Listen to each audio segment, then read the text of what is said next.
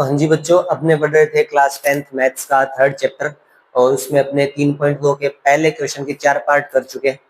तो 3.2 का पहले का 5वां पार्ट देखते हैं। ठीक है, चलो 5वां पार्ट क्या है।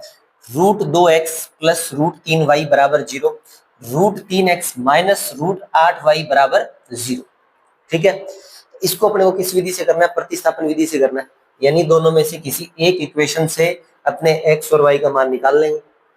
तो ये मान लिया अपन ने क्या है, समीकरण नंबर 1 और ये है हमारे पास समीकरण नंबर। ठीक है, अपने इस समीकरण से सोल्व करते हैं इसको, यहाँ से x की वैल्यू निकाल लेते हैं समीकरण नंबर 2 से, क्योंकि ये इधर माइनस का है, इसको उधर लेके जाएंगे तो किसका हो जाएगा, प्लस का। तो समीकरण 2 से हमारे पास क्या आएगा जी कि √3x माइनस का है, उधर जाएगा किसका होएगा, प्लस का। तो ये आ गया √8y। ठीक बात है, x की वैल्यू निकालनी है तो x को अकेला रखेंगे, √3 गुणा में इधर जाके किसमें हो जाएगा, भाग में। तो √8y बटा में √3। ठीक है जी, ये अपने को मिल गई एक चर राशि की वैल्यू। तो इसको अपन ने मान लिया समीकरण नंबर 3। ये क्या हमारे पास समीकरण नंबर 3 आ गई।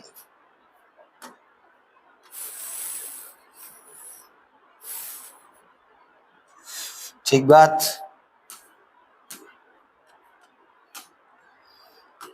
अब क्या करेंगे, समीकरण नंबर 3 से x की वैल्यू उठा के कहां रखेंगे, समीकरण नंबर 1 में। x का मान, या इधर लाइन दे देते हैं अपने एक,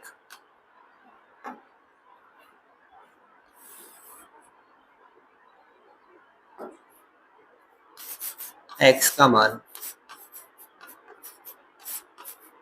समीकरण 1 में रखने पर ठीक है, x की वैल्यू उठाएंगे और कहां रखेंगे, समीकरण नंबर 1 में। तो ये रहा जी हमारे पास क्या, √2, x की जगह क्या आ जाएगा, √8y बटा में √3। तो x की जगह आ गया हमारे पास √8y बटा में √3, या फिर आप इसको ऐसे लिख लो, इसको इधर बाहर रखो, इसको आप ब्रैकेट में लिख लो, ये पूरा x की जगह है, प्लस √3y बराबर 0। √2 का गुणा हम √8 से करवाएंगे, तो 2 का 8 से गुणा हुआ क्या बनेगा, √16।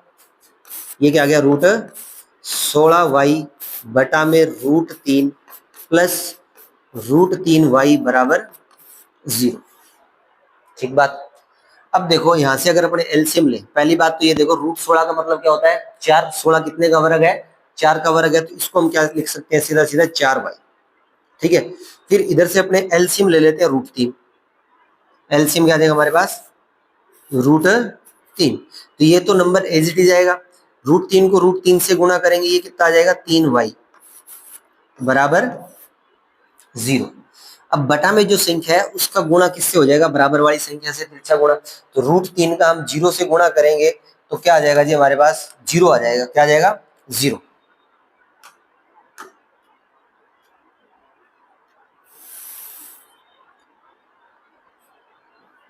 इतना हिस्सा अलग है ऊपर। ठीक बात है, √3 को 0 से गुणा करेंगे क्या आ जाएगा, 0। 4y और 3y को जोड़ेंगे कितना आएगा, 7y। तो ये क्या गया, 7y बराबर 0। अब 7 गुणा में है, इधर जाएगा तो किस में चला जाएगा, भाग में। तो 0 के अंदर अगर किसी भी नंबर का आप भाग देते हो तो आंसर हमारे पास हमेशा क्या आएगा, 0 आएगा। यानी y की वैल्यू यहाँ से हमारे पास कितनी आ जाएगी, 0। y का मान कितना आ जाएगा, 0।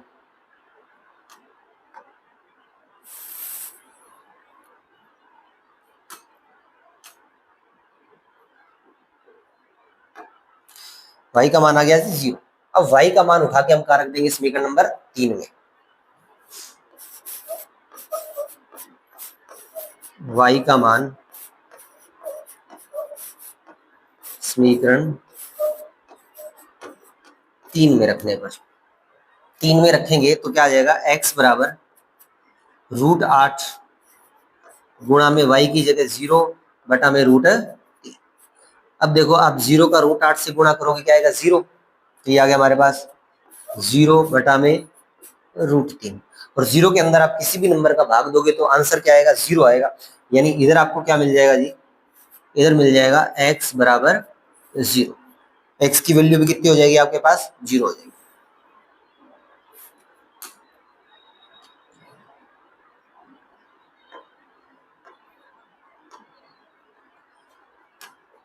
x की वैल्यू भी कितनी आ जाएगी हमारे पास 0। ठीक है, तो ये आप फॉर्मेट ध्यान रख लीजिए। अगर x और y दोनों आपको प्लस या माइनस में दे रखे हैं, ठीक है, और दोनों के बराबर 0 आ रहा है, तो हमेशा x और y के मान 0 ही आएंगे। हमेशा x और y के मान क्या आएंगे? 0 ही आएंगे। ठीक बात है। चाहे आपको x प्लस वाई बराबर 0, x प्लस वाई बराबर 0 फॉर्मेट दे रखा हो तो भी 0 आएगा।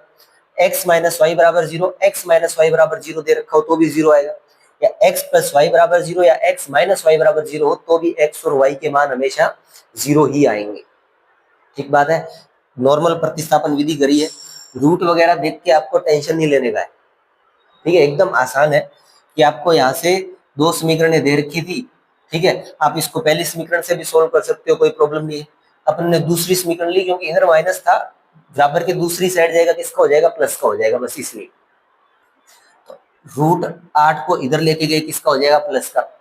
यहाँ से अपने को x की वैल्यू चाहिए, √3 गुणा में है तो √8y के भाग में चला जाएगा, यानी x की वैल्यू आ गई हमारे पास √8y बटा में √3। ये हुई हमारे पास समीकरण नंबर 3। अब अपन ने क्या किया? समीकरण नंबर 3 से x की वैल्यू उठाई और कहां रखी? समीकरण नंबर 1 में x की जगह रख दी। तो यहाँ पे x था, इस x की जगह क्या लिख दिया? √8y बटा में √3। अब √2 को √8 से गुणा कराएंगे तो 2 गुणा 8 कितना होता है? 16 होता है। ठीक बात है। अब इस पूरे का एलसीएम लेंगे, क्या आएगा? √3। अब इतना अपने को पता है कि √16 जो है उसको क्या लिखा जा सकता है? 4 लिखा जा सकता है, क्योंकि 16 क्या है? एक पूर्ण वर्ग संख्या है, और ये y का y। अब √3 का √3 से गुणा हुआ कितना आ जाएगा? 3y। तो एलसीएम लेने पे ऊपर हमारे पास क्या बना? 4y plus 3y। अब बटा में √3 था, इसका हम तिरछा गुणा कराएंगे जीरो के साथ, कितना हो जाएगा? 0 हो जाएगा। 4y और 3y कितने हुए? 7y बराबर 0। तो 7 गुणा में है, इधर जाएगा तो 0 के भाग में जाएगा, और 0 के अंदर आप किसी का भी भाग दो, आंसर हमेशा क्या आएगा? 0 आएगा। ठीक बात है। तो यहाँ से फिर y का मान उठाया और कहाँ रखा? समीकरण नंबर 3 में रखा, तो x का मान भी हमारे पास कितना आ गया? 0 आ गया। बढ़िया क्वेश्चन है, अच्छा है। ठीक है, आई होप आपको ये समझ में आया हो। ठीक बात। तो चलो आगे चलते हैं अपने नेक्स्ट क्वेश्चन पे। नेक्स्ट क्वेश्चन देखो क्या है, भिन्न के रूप में दे रखा है। ठीक है, भिन्न के रूप में जब भी आपको क्वेश्चन दे रखा हो, मैंने आपको बताया था कि आप पहले आप उसको सिंपल फॉर्मेट में बना लीजिए। तो कैसे करेंगे? इन दोनों का एलसीएम ले लेंगे अपने। ठीक है, इन दोनों का क्या करेंगे? एलसीएम ले लेंगे।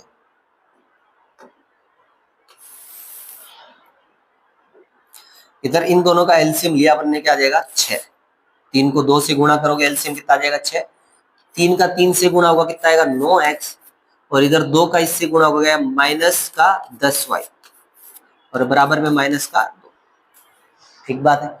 बटा में 6 है, इसका -2 के साथ क्या हो जाएगा? तिरछा गुणा। तो ये आ गया 9x माइनस 10y बराबर माइनस का 12। ये हो गई हमारे पास समीकरण नंबर 1। ये क्या आ गई? समीकरण नंबर 1 आ गई।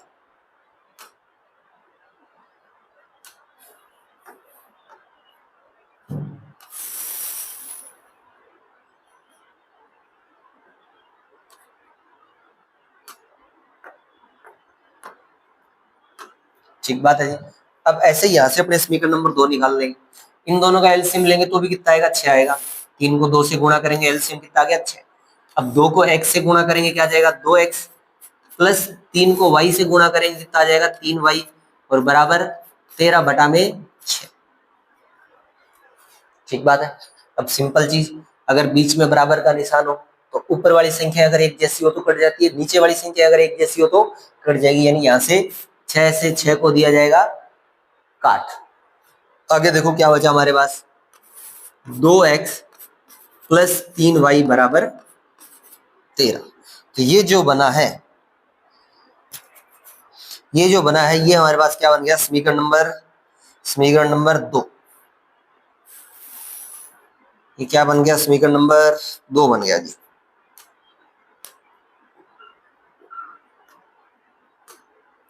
आ गई समीकरण नंबर। अब इन दोनों समीकरणों में से किसी समीकरण को आप एक सोल्व करके x और y का मान, x का मान निकालो या y का मान निकालो। ठीक है, देखने में ये वाला छोटा दिख रहा है तो यहाँ से अपने x की वैल्यू निकाल लेते हैं। तो यहाँ से अगर x की वैल्यू निकालेंगे तो क्या आएगा हमारे पास?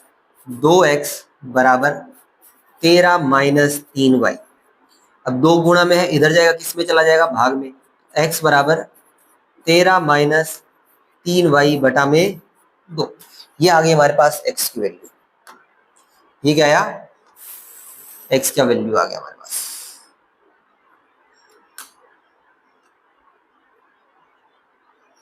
और इसको अपने बोल लेंगे समीकरण नंबर 3। ठीक है, हमारे पास समीकरण नंबर। अब समीकरण नंबर 3 से हम x की वैल्यू उठा के कहाँ रख देंगे, समीकरण नंबर 1 में रख देंगे। ठीक बात है, तो करें क्या, इधर ही देखते हैं। चलो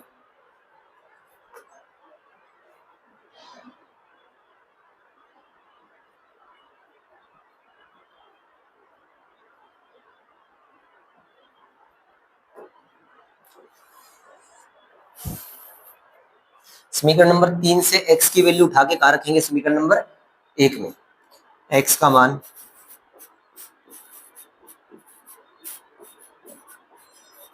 समीकरण 1 में रखने पर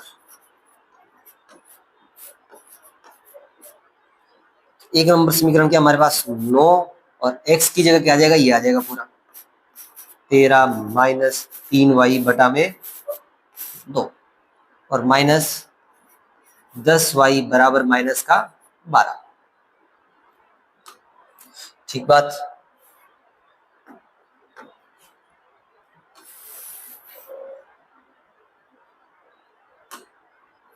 अब देखो आगे, 9 को हम अंदर गुणा कराएंगे, तो 13 को 9 से गुणा कराएंगे, कितना आएगा 117। 13 को सॉरी 9 को 3 से गुणा कराएंगे, कितना आएगा 9 3 27, और बटा में क्या है 2, माइनस 10y बराबर माइनस का 12। अब 2 का लेंगे एलसीएम अपने, 2 आ गया एलसीएम। ठीक है, तो इधर 2 के नीचे 2 है, तो ये ऊपर वाला एज इट इज नंबर आ जाएगा, यानी 117 माइनस 27y, और इस 2 का हो जाएगा 10 से गुणा, यानी ये कितना आ गया माइनस का 20y बराबर माइनस का 12। अब इस 2 का हो जाएगा माइनस 12 से तिरछा गुणा, तो ये हमारे पास कितना आ गया जी 117 माइनस 27y माइनस 20y, और इसका आप इससे गुणा करोगे, ये कितना आ जाएगा माइनस का 24। ठीक है, अब ये 117 जो है, इसको हम दूसरी साइड लेके जाएंगे, किसका हो जाएगा माइनस का, और वाई वाई वाले आपस में जुड़ जाएंगे, तो माइनस 27 और माइनस 20 कितने हो गए, माइनस का 47y, और ये कितना आ जाएगा जी हमारे पास माइनस 117, और ये माइनस का 24, तो माइनस 47y, और ये हो जाएगा जी हमारे पास 7 और 4 11, आंसर 1 2 और 1 3 और 1 4, 1 माइनस, माइनस से माइनस कट जाएगा, तो y बराबर कितना आ जाएगा हमारे पास 141 बटा में 47, 141 बटा में 47। तो 47 का टेबल आप कितनी बार बोलो, 3 बार बोलोगे, 47 47 2 94, और 47 की 141 काटेगी, कितना आ जाएगा 3, यानी y का मान हमारे पास कितना आ गया जी 3 आ गया। y का मान कितना आ जाएगा 3।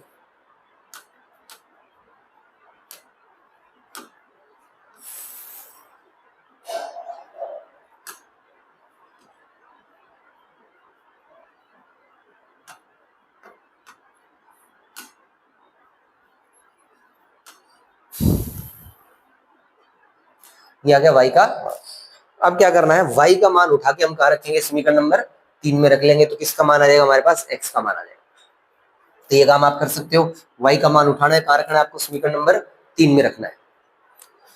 चलो कर लेते हैं हमने।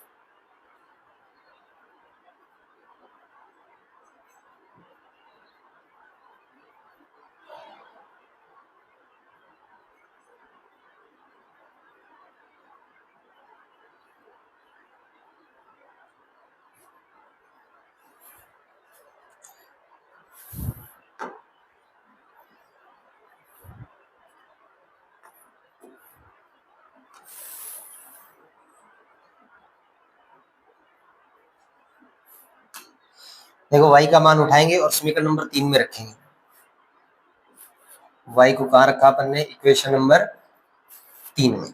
y का मान कितना है 3, तो यहाँ पे x बराबर क्या है हमारे पास 13 माइनस 3 गुणा y, y की वैल्यू 3, और बटा में कितना है 2, तो ये कितना आ जाएगा जी 13, माइनस 3 को 3 से गुणा करेंगे कितना आएगा 9 बटा में 2, 13 में से 9 घटाएंगे कितना आएगा 4 बटे 2, काटो कितना आ जाएगा 2, यानी x की वैल्यू आपके पास कितनी आएगी 2 आएगी।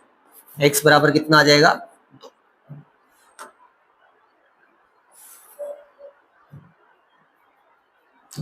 x बराबर आ जाएगा जी हमारे पास 2। ठीक बात है, बढ़िया इजी क्वेश्चन है। अगर भिन्न के रूप में दे रखा हो तो पहले आप उसको एक सिंपल इक्वेशन के रूप में बनाओगे एलसीएम लेकर के, फिर वहां से वैसे ही सोल्व करना जैसे पिछले वाले क्वेश्चन करे। कोई भी एक इक्वेशन पकड़ोगे, वहां से आप एक चर राशि की वैल्यू निकालोगे, उस चर राशि की वैल्यू को आप जो बची हुई समीकरण है उसके अंदर रखोगे, वहां से आपके पास x या y किसी एक की वैल्यू आएगी, उसको उठाओगे और समीकरण नंबर 3 में रखोगे, तो दोनों आपके पास वैल्यू आ जाएगी, एक x की और एक y की।